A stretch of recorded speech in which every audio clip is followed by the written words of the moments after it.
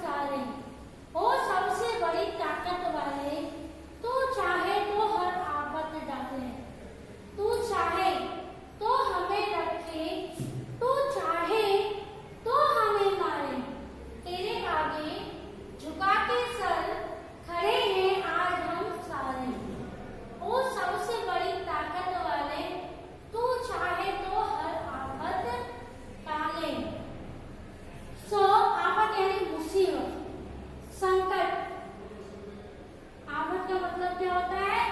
मुसीबत या संकट। ठीक है, सो यहाँ पर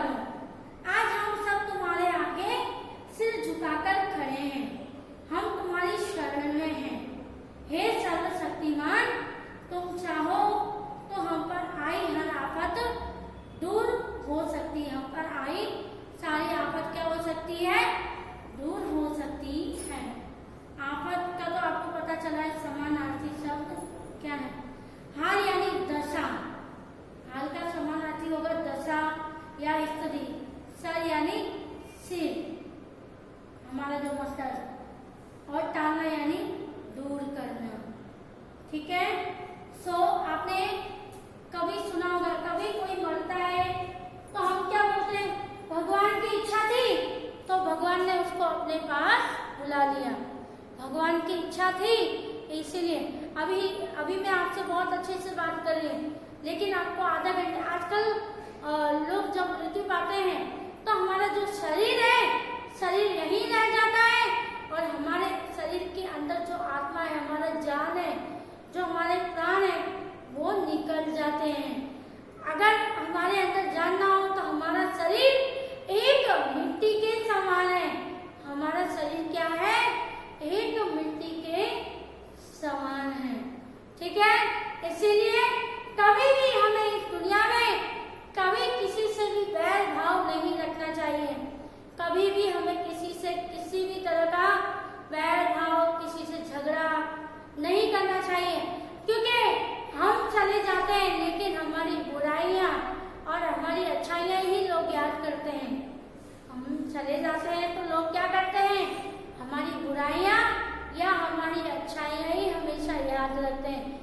बुराइयां होती तो लोग कहते हैं अच्छा हुआ धरती से बोझ चला गया। अच्छाई होगी तो लोग आपको बार बार युगों युगों तक याद करेंगे। ठीक है, इतनी सुंदर हमने ये प्रार्थना गीत गाया और आज हमने इसको समझा था। सो मैं एक बार और रिपीट करूंगी जिससे आपको अच्छे से समझ में आए। तेरी है जमीन, तेरा आसमां, तू बड़ा मेहरबान, तू बख्शिश कर, सभी का है तू, सभी तेरे, खुदा मेरे, तू बख्शिश कर। हे ईश्वर, ये सारी धरती तुम्हारी है।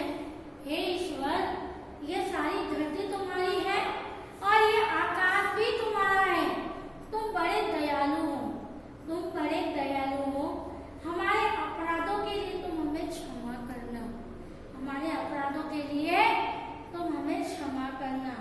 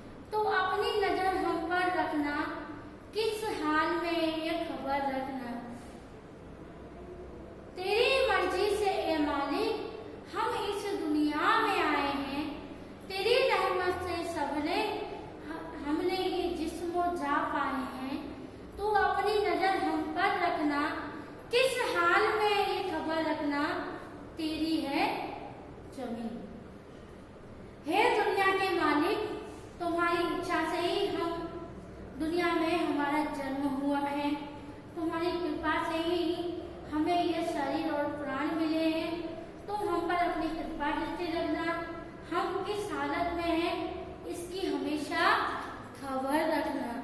हम किस हालत में हैं इसकी क्या रखना, हमेशा खबर रखना।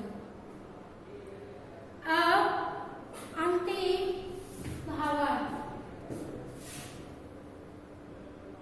तू चाहे तो हमें रखे, तू चाहे तो हमें मारे, तेरे आगे झुका के सर, सर यानी शीश, खड़े हैं आज हम सारे।